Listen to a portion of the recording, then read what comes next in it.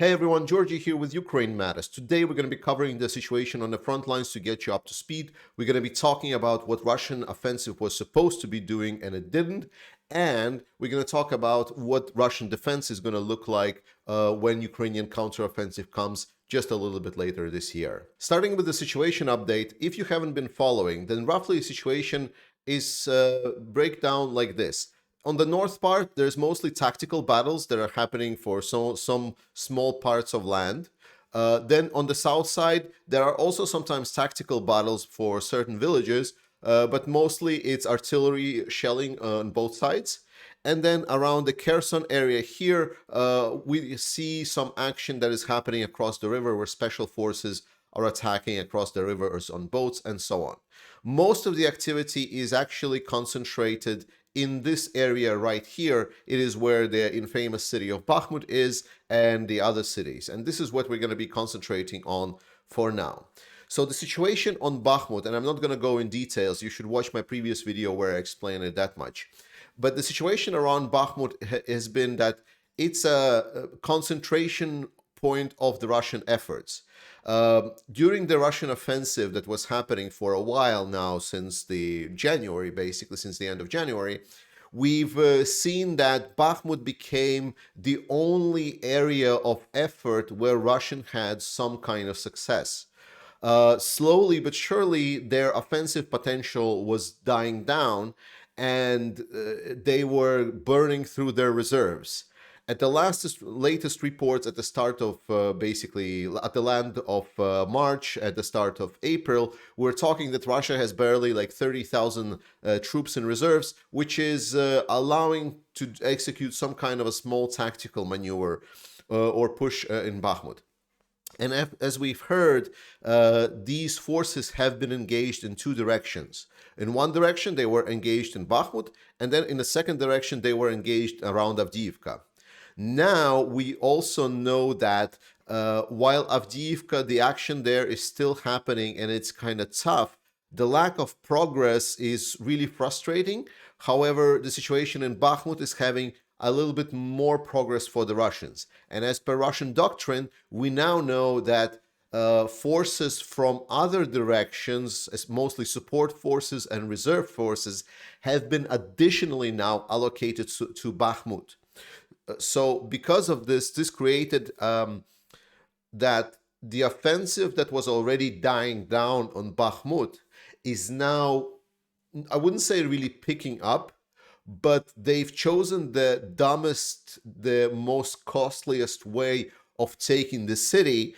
Russians decided to go through the city itself. So think of like Fallujah and so on, basically fighting for every street, except that's not how Russians fight. Russians just bombard and destroy everything with artillery, and their air force try to destroy every building where any kind of defensive positions of the enemy is, and then take over the rubble.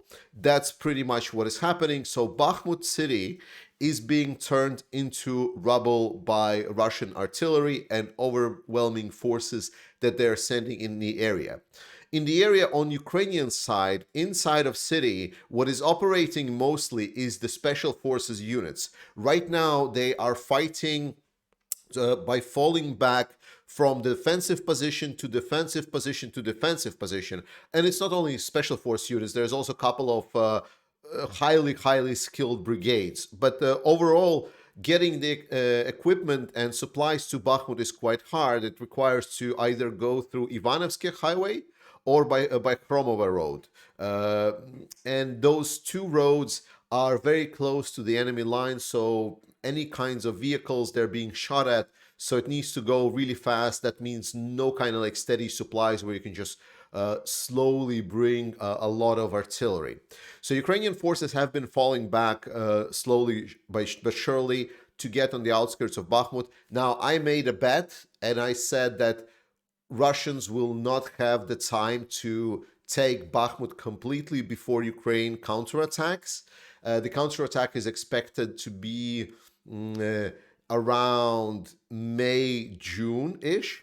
But since then, Russian forces have had success when they did some kind of a pincer attack just along the Bakhmutka River. And their artillery right now is being relentless. We're getting notifications that around Bakhmut front line, it's a nightmare. The artillery is being used constantly. Moreover, as I said, the reinforcements that are being sent are quite intense. And right now, all of these reinforcements that are being sent, not all of them are being sent to these flanks, because Russia basically, they gave up on this multiple attack ideas where they said, okay, we're going to go flank, we're going to flank, and so on.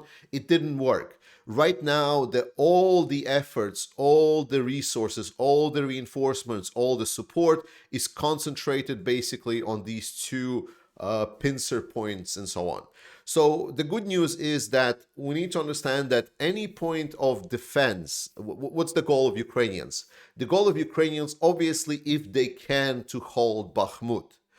But the point then is to, if you cannot hold a position, then you withdraw to the next defensible position, while also inflicting casualties on the Russian forces.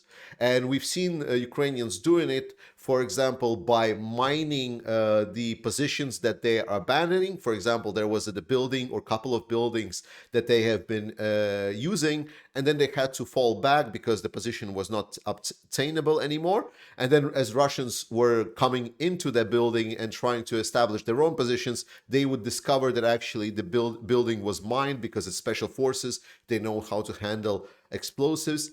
And they then would explode the buildings, and we see hilarious images where Russians are trying to enter the building, and then the building just explodes with a lot of Russians inside of it. Or Ukrainians are using some kind of mine laying equipment, such as the Meteor, where it fires like a chain of, like a whole string of explosives, and basically exploding the positions where Russians are at.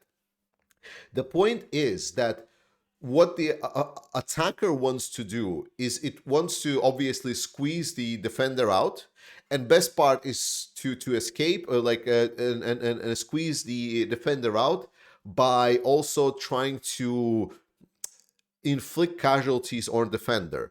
To inflict casualties, the most efficient way would be the encirclement, because then encirclement, or at least partial encirclement, where all roads would be closed, like, and then there would be just like a very, very narrow way out that Ukrainian forces would try to exit, and then Russians would just kill everyone. However, it was not achieved. So instead, Russian forces are doing the dumb one, where they're fighting through the whole city and taking a lot of time and taking a lot of damage because of it. So all in all, we do not see the collapse of Ukrainian front line. Ukrainians are still getting supplies despite being tough on it. And obviously Bakhmut, I really hope that it will not be taken, but that's not my call to make. I am trusting the armed forces of Ukraine, and some people are actually saying that they are even relieved that Ukrainian forces, because the biggest kind of threat and the biggest scare that a lot of people were having is that Ukrainian forces will get encircled in Bakhmut, which they apparently are not, and they're just falling back and fighting the Russians. That's the situation that you need to know. And basically, as Ukrainians are falling out of the city, they are equaling out their supply lines. They are straightening out their defense positions, and potentially, I mean, I was advocating that leaving Bakhmut potentially would be beneficial to Ukrainian army, but there are counterpoints to it, such as that Russia needs to engage a lot of reserves on predictable positions in a predictable fashion, where they can be easily targeted by artillery, snipers, and mines. And so overall, this kind of describes the situation quite well. The most important thing to know that Bakhmut is just one city, one very small city. And while I did make a bet that Bakhmut will not be taken, and obviously losing even a small piece of Ukrainian land is not nice, strategically it doesn't change anything. And especially like if we talk about Avdiivka here, yes, Avdiivka is also being pressured, but Avdiivka has been pressured from the start of the war, and actually almost from 2014. And right now the forces are reporting from there that the situation is quite hard, fighting is quite hard, but it is all controllable. Then an important point, because I've been telling you that Russia has been sending troops from other directions. Well, the correct question would be to ask, well, does that mean that Ukrainians are having it better on some other directions? And the answer is yes, they do. Because we've heard that around Marinka, if you didn't know Marinka, then Marinka has been a siege point for the Russians for such a long time now. Then we suddenly get a couple of days ago reports that, hey, did you know, by the way, that Ukrainians did a counterattack and we took some of the lost ground around Marinka? So there you go. So while Ukraine is really in a defense position completely around Bakhmut, we see that the Russians are really throwing whatever they're having, whatever resource they're having to defense of Bakhmut. And it is costing them slowly but surely some of the positions that they had on other directions. And to kind of underscore the whole point of Bakhmut and that Russians are not achieving what they were supposed to achieve and that they're not doing what they were supposed to do, I want to switch you to something like this. So this was a nice, and let me switch camera view on the other side just so you can see better. So this is a post on Twitter by user Tendar, and he describes very well what Russian offensive was supposed to be looking like. Because here you can see the lines that Russians had basically at the start of the war. They wanted to get to Liman, they wanted to get to Kishvarivka and try to siege Kupiansk.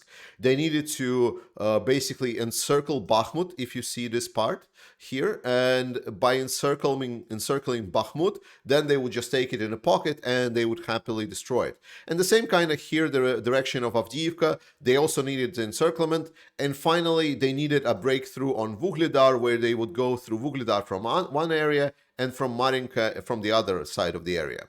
Then that would be the first phase that Russians want to execute. If we go further, then the next phase, as you can see, Russians would want to continue their advances. Russians would love to continue overtaking this right side of Oskil River. They would engage through Liman. They wanted to go through Konstantinivka and essentially take a bigger encirclement of Kramatorsk and continue expanding their area around Marinka and Avdiivka directions here. So in that sense, they would want to take the Sloviansk Kramatorsk into the next big pocket and continue expanding their approaches further. So then that would allow them to go to the next phase where they would consolidate what they were given, what they had, and that would allow them essentially to create a nice strong front line and taking all of the major urban settlements in the area of Donbass, and then it would be a cleanup operation next to take over the last part of the administrative zone of Donbass. That was the Russian offensive plan for the spring offensive. So focus on the administrative region of Donbass, take over the major points like Liman, like Kramatorsk, and just continue. What you need to take from this plan is that Bakhmut was not even considered as a stop. It was like, yes, we just finish encirclement and then we go on because we have enough forces and so on. So now I want you to kind of take a step back and think about it. Oh, so it was just supposed to encircle Bakhmut and then you just continue to Kramatorsk. But this is not what we're seeing. What we're seeing, if I take it out, is that they didn't even get to the half part point of the first stage. That is how deteriorated the Russian military is. That is how offensive capability of supposedly second world military has been going on. So again, this and this. And then our discussion flows into, if Russia cannot do offense, can it do defense? And to answer that, we're going to switch to this map. And this is the map where people were actually lining on the map where Russia has defensive fortifications. So we, complete layman, in the 21st century, are actually able to see how the country is preparing for defense. Well, in this case, the occupied territories are being prepared for defense. So let me be clear on that. So what do we have here? Basically describes for us the plan that Russia is preparing for Ukraine, if you know the Russian doctrine. And this is where I'm going to argue that Russia is pretty fucked for their defensive operations. I already talked in previous videos that that the defenses of Russia, if we are able to see this, then just try to imagine the scale of information that our NATO militaries are having and that Ukrainian general commands, general staff has in their disposal to plan their approaches. They have all of the ideas. And most importantly, I think the idea that we, like Russia is in a very unfavorable position here because it's fighting Ukrainians. Why? Because Ukraine, like by looking at these defenses that Russia has built, like I finally was able to find analysts that were able to talk to me about this. Well, not to me, but like I was able to find out information about the defenses. And what is we see here is basically Russian doctrine 101 on how do you defend things, or not even Russian, but the Soviet doctrine 101. So all of the Ukrainian officers, all of their general staff, all of their strategists, they know this by heart. They were studying this. So it's not only like Russia would maybe had better option if it would fought like, you know, some kind of NATO power that wasn't really used to fight against someone with a Russian doctrine. But all of the Ukrainian officers, they do not only see the Russian doctrine, they have trained and they know where are the weaknesses of using this doctrine. So what is this describing for us? We see that in certain areas, Russia has more defenses, and then in certain areas, it has less defenses. Why is that? Well, Russian defensive doctrine is called essentially defense in depth, and we can roughly break it down to four kind of main elements.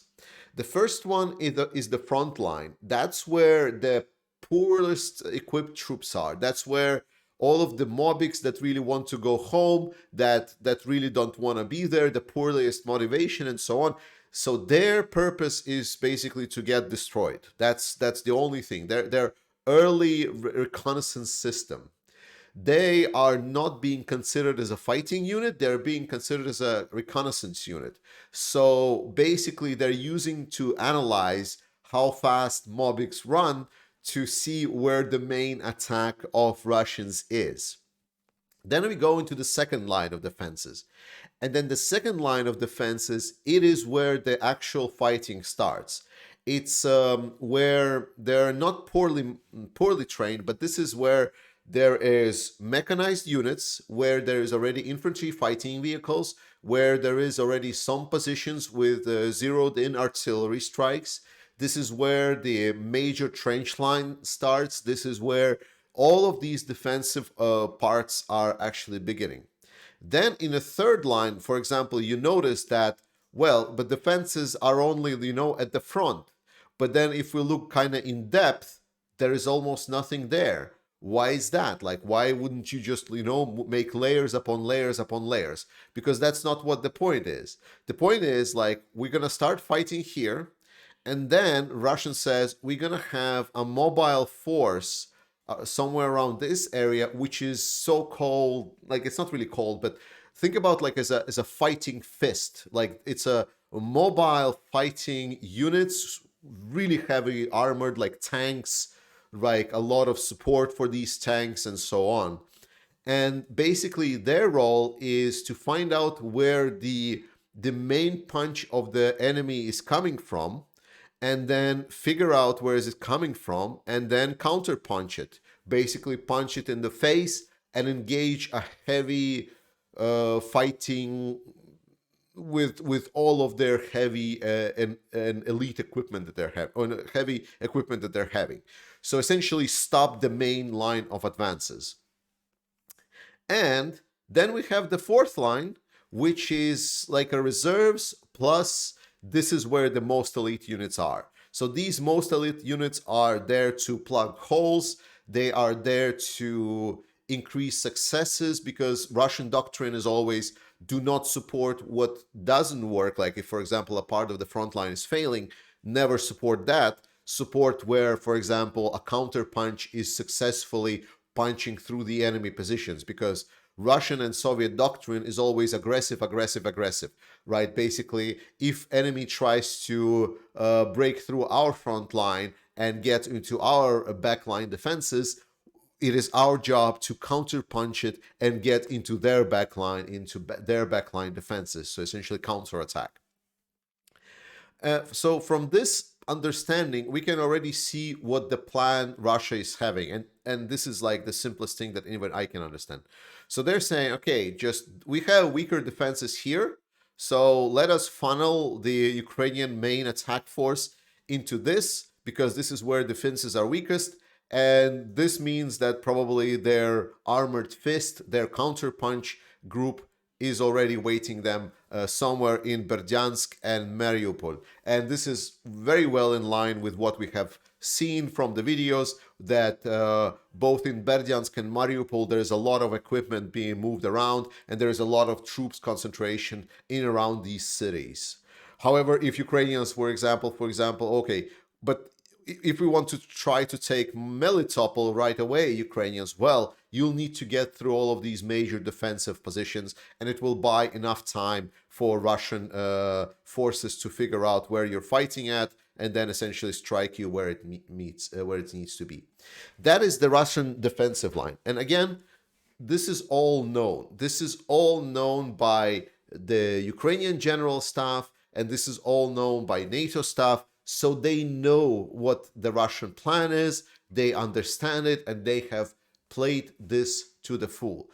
The point is that I'm making, that we do not see here anything new. This is 101 Soviet doctrine. There is nothing creative and so on. That's why when a lot of people are saying, well, Russia now has taken some generals off of their positions and now they're assigning new generals, we need to understand that army is extremely conservative structure. So changes in the military is happening really slow. Usually, it's the best is expressed by the saying that generals always prepare for the previous war they fought. So army is always preparing to the previous war, not to the modern one. And a lot of these defenses, how Russia is tackling these defenses, it is tackled by the book, because Russia did not fought wars, like if we're talking Syria, Chechnya, and so on. They were never in the position where they needed to have these defensive lines. They never had experience and knowledge and training to prepare and be creative with these understandings. So they're just opening essentially a book and going it line by line by line what we need to do. And Ukrainians know that book as well. That's why Ukrainians are in such an advantageous positions going into this. Thank you so much for watching this. I'm sorry there was a long gap in between this and last video. It was because I had a birthday in it. So I hope you understand. Thank you so much to members and Patreons of this channel. It really helps the channel grow. Please join the Discord, buy me a coffee if you want to support me, or subscribe as a member to this channel. And more importantly, go to the first comment and support Ukrainian military directly. That is most appreciated. I love you all, guys. Slava Ukraini, and I'll see you next time.